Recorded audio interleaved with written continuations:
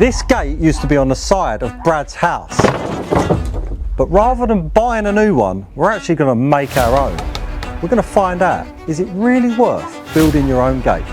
So our first job is to head over to MGN to get some materials. Let's get on with building our new gates. Before we build anything, we need to get out some tools. So out come the stand for the chop saw and our 305 D-walt, and then let's get on with building something. Before we start showing you how we're going to make our gates, we need to install some 4x4 treated posts onto the building. We start out by cutting our posts down to size. So we're going to have 1.8 metre gates. So we want 1.850, so a 25mm gap at the top and bottom of our gates. So we cut that down and then we start marking out for our holes to fix it to the building. We use a Fosner bit and go about half depth. That way the fixings are all the way down into the post, and then using an SDS we drill into the brickwork behind. So a little tip here is I normally do one, fix the post with that one fixing. Don't go super tight, just tight enough, and that way we can level up or plumb up our post and then drill the rest of our holes, and without removing that post we can just tilt it to one side and get the rest of our plugs in. As you can see, it's a one-man job rather than getting someone to hold the post while you do it. So once we get our plugs in, give them a little tap, make sure they're fully flush, tip our post back over and get that post fixed into position. So Phil's done a fantastic job of installing the post, and now it's time to seal the end grain. Now you can do it off, we just forgot, so we're going to just cover it now. So just get some end grain sealer and just paste all the cuts. So I'm going to paste the top, make sure it's all nice and covered, and all this does is it actually prolongs the life of the post. Right, come here, let me show you people at home what I've done. So look, that's all protected now from all the weathers. So now that Brad's done his best superhero impression, we can get on with building the rest. So we put a plate between the two posts, and what I do on a bit of 4x2 is I put a 10-degree angle to the centre on one of the sides, and then flip it over and do the same thing, and we just create these two angles. That way none of the water will sit on top, because water is our biggest enemy. Like a glove. And then once we get this up on top, we can just send some screws down to hold it in place. Wow, this screwdriver's making such an impact. That's such a dad joke. The post and the top is all installed, and I just want to tell you, one advantage of building your gate is you can actually make it custom to your size. Camera person fell over. So before we start building our gates, the first measurements we need is the total width of your opening and the total height. So from your floor up to that top post that we've just put in, or the top plate across. So now that we've got our height and our width, our first job is to cut two uprights. So that's going to be the sides of our gates. And that measurement is the total height minus 50mm, and for us that's 1850. Now that we've got our sides cut, we can now cut three smaller sizes, so to go across our gate, and for us that's going to be at 920mm. Now that we've got our pieces cut, we need to create something called a half lap joint, which is basically where we remove half of the material on both sides. Using one of the scraps, we're going to mark where that joint goes, and I'll show you exactly what happens. So once we've removed half the material and half the material, this will then sit over like so, and it'll be perfectly flush, creating a nice strong half lap joint.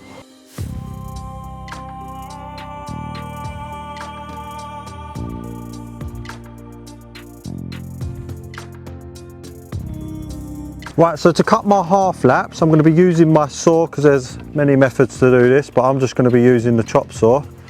And then we're going to set our depth stop to the halfway point on our material. And if you're going to use this method of using your depth stop, don't forget you need to space your material off of the fence, because the blade is round, you won't get a full cut all the way through.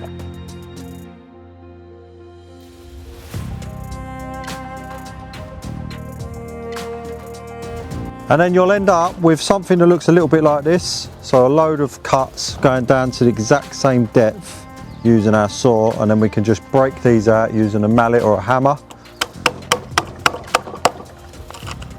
And then we'll just use our chisel just to clean this up and make it nice and flat. So that's 1/2 lap complete. We're going to go through and do all of the rest, and I'll show you exactly how they go together. Right, so once you've cut your half laps, this is what you're looking at. So we've taken half the material out and left half in the opposing sides. So when we drop that in, that's what we should be looking at. So we're going to do that on all three.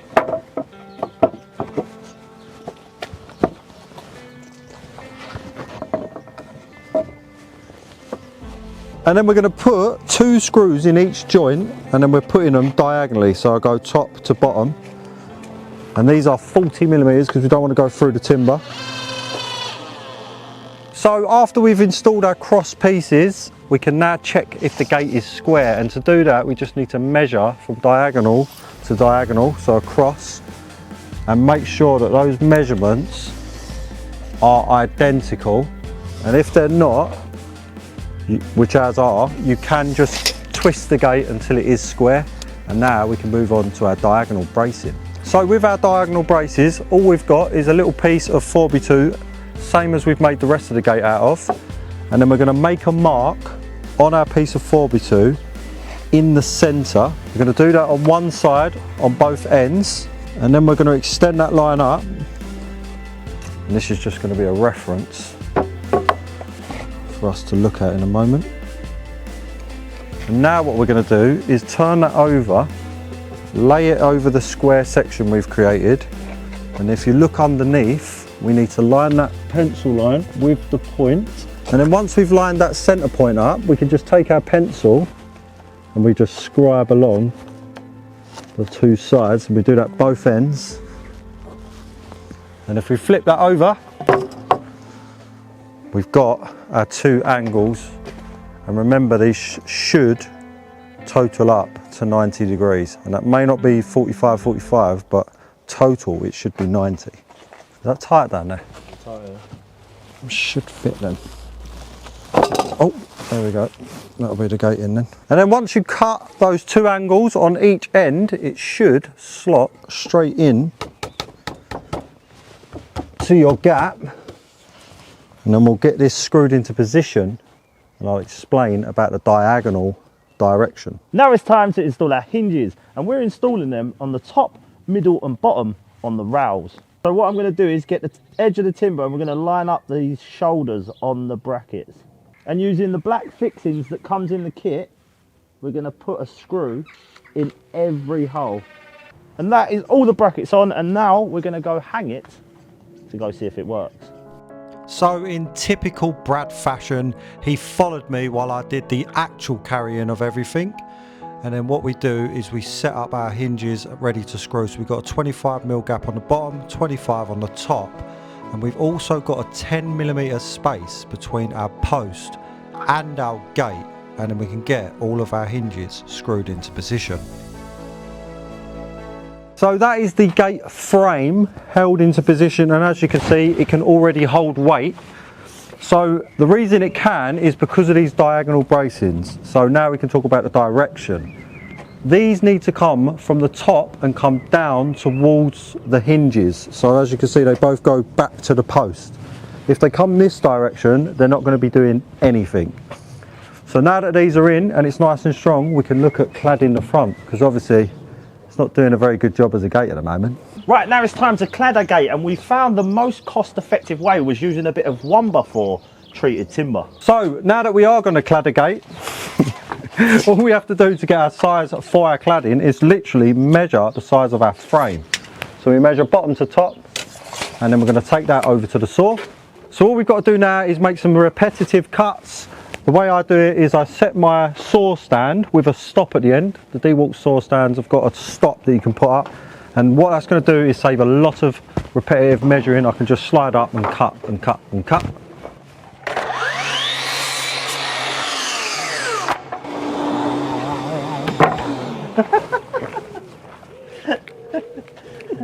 Fucking Why do I never put my goggles on, eh? With this 1x4 treated cladding, we cannot just butt joint these. Well, we could, but we'd end up with gaps in the fence. So what we're gonna do is, we're gonna add a 45-degree angle on both sides, and that will allow for the expansion and contraction without causing problems.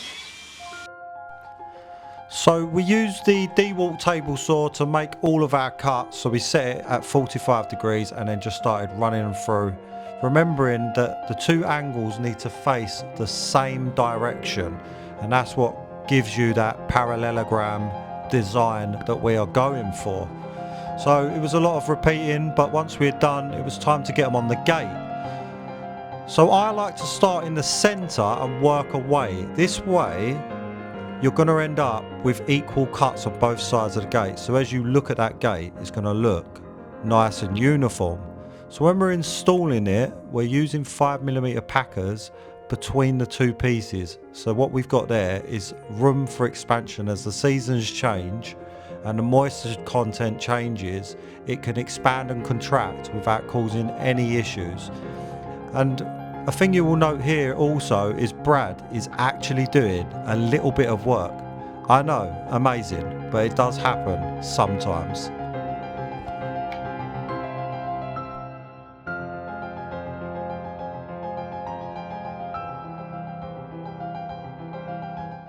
Right, so we're on the last bit of cladding on this side of the gate, and what Phil's done, he's chamfered one side and then he's left the other side perfectly straight, and that's because we've got to do a cut on the edge to make it fit perfectly.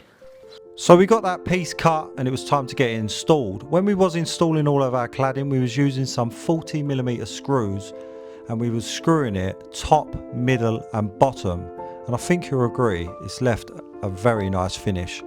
So we chucked some locks on before putting our stops into position to stop them gates from over opening.